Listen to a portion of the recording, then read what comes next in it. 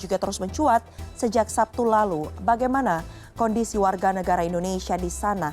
Kita sudah terhubung dengan Duta Besar Republik Indonesia untuk Yordania dan Palestina, Ade Patmo Sarwono. Selamat sore waktu Jakarta dan selamat siang waktu Aman, Pak Ade. Selamat siang waktu Jordan dan selamat sore di Indonesia. Baik, terima kasih Pak Ade sudah berkenan untuk bergabung bersama kami di CNN Indonesia Connected. Pak Ade, yang ingin kami ketahui terlebih dahulu, dari informasi yang Anda dapatkan, bagaimana kondisi terkini terutama di jalur Gaza dan juga Palestina secara umum pasca serangan yang terus juga dilancarkan oleh Israel? Kondisi di Gaza maupun di Palestina dari sejak tadi pagi itu masih terus mencekam seperti sehari sebelumnya. Serangan udara Israel terus melakukan pemboman di beberapa titik di jalur Gaza. Juga peperangan baku tembak terjadi di sekitar perbatasan dengan Gaza. Seperti diketahui, milisi Hamas ketika hari Sabtu berhasil memasuki beberapa kota, wilayah dan instalasi militer di Israel, di wilayah Israel. Dan beberapa informasi yang kami peroleh, memang ada saling klaim bahwa Israel bisa menguasai kembali beberapa kota-kota dan pos perbatasan, tetapi Hamas juga mengklaim bahwa mereka masih bertahan. Nampaknya memang tentara Israel bisa menguasai, tapi belum bisa menguasai secara penuh beberapa titik di perbatasan, baik itu di kota-kota di sekitar perbatasan maupun pos-pos penjagaan mereka. Jadi baku tembak masih terjadi di sekitar perbatasan antara milisi Hamas dengan tentara Israel. Jadi demikian juga situasi mulai tegang di tepi barat. Beberapa warga Palestina juga tewas karena adanya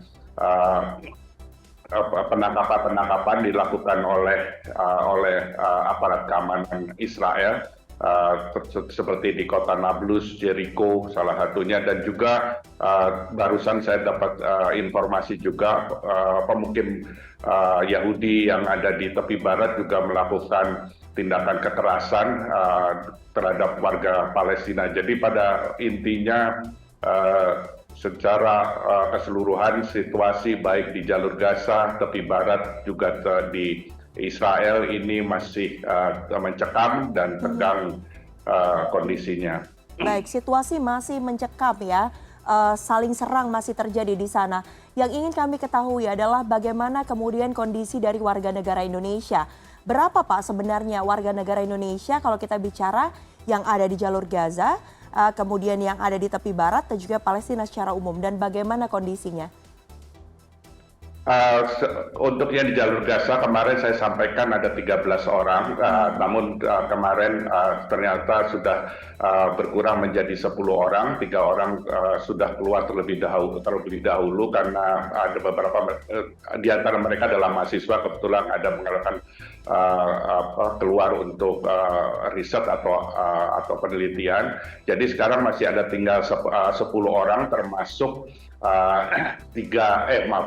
anak-anak.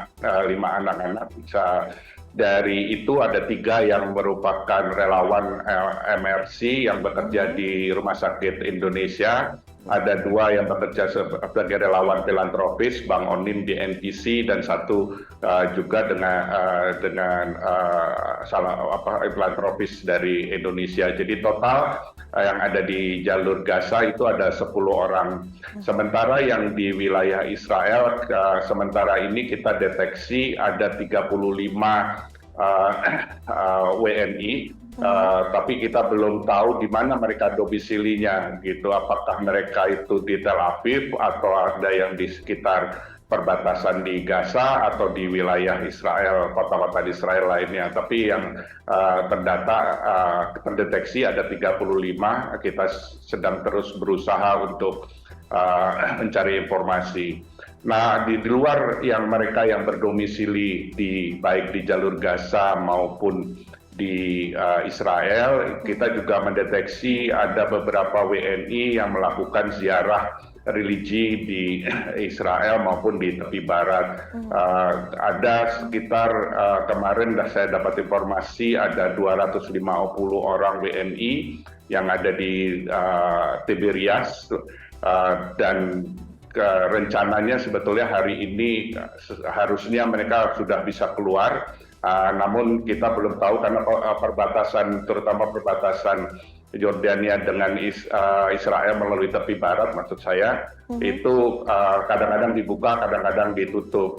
Dan saya juga baru tadi pagi juga dapat informasi ternyata ada lagi 30 WNI yang juga menuju Tiberias untuk wisata religi. Sementara kemarin kita yang wisata religi ke Al-Aqsa ada 35 orang sudah dapat kembali ke aman. Ini yang kita masih mengalami kendala untuk mendeteksi wisata-wisata ziarah karena akses masuknya tidak hanya melalui Aman, tapi juga atau Jordania atau bisa juga memasuki melalui Kairo atau Mesir maksud saya. Jadi ini yang menjadi tantangan kita untuk mendeteksi mereka yang ingin melakukan wisata religi. Harapan himbauan atau kami meminta untuk membatalkan kunjungan wisata religi ke wilayah tepi barat atau Israel karena tadi seperti disampaikan oleh Mbak May bahwa pemerintah Israel sudah menyatakan perang ini. Mungkin sudah merupakan suatu situasi yang tidak kondusif lagi untuk melakukan suatu wisata atau kunjungan ke tepi barat maupun ke Israel. Meskipun perbatasan itu mungkin dibuka, tutup, karena itulah kita tidak tahu kapan perbatasan itu dibuka, kapan itu ditutup, itu yang akan menjadi menyulitkan nanti kalau ingin keluar dari tepi barat maupun dari Israel. Baik, itulah imbauan jadi bagi para wisatawan yang mungkin akan melakukan wisata religi, ini harap dibatalkan terlebih dahulu mengingat ketegangan ini masih terjadi.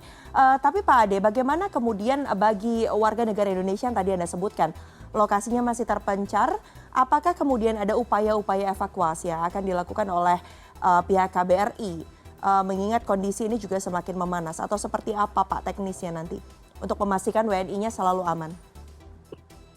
Ya, kita KBRI telah berkoordinasi dengan pusat dan juga perwakilan di sekeliling seperti KBRI Kairo, terutama karena merupakan akses untuk bagi WNI yang akan keluar dari jalur Gaza itu sudah kita siapkan, dan kalau mereka ingin melakukan evakuasi mandiri pun kita juga sudah siap memfasilitasi di perbatasan, terutama di perbatasan dengan Mesir. KBRI Kairo sudah melakukan langkah-langkah juga.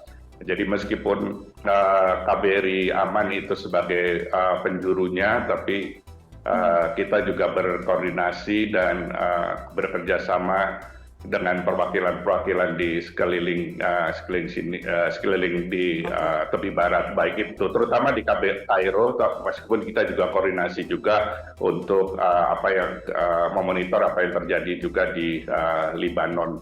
Baik. Pak Ade, singkat saja Pak, jika memang kan kembali lagi ya dikembalikan kepada tiap-tiap warga negaranya apakah ingin dievakuasi atau tidak. Tapi bagi mereka yang memilih untuk stay di daerah tersebut, bagaimana kemudian KBRI memastikan bahwa kebutuhan mereka bisa tetap terpenuhi, mengingat ini eskalasi konflik yang juga terus meningkat, menyasar juga ke ruang-ruang publik, terutama masyarakat sipil?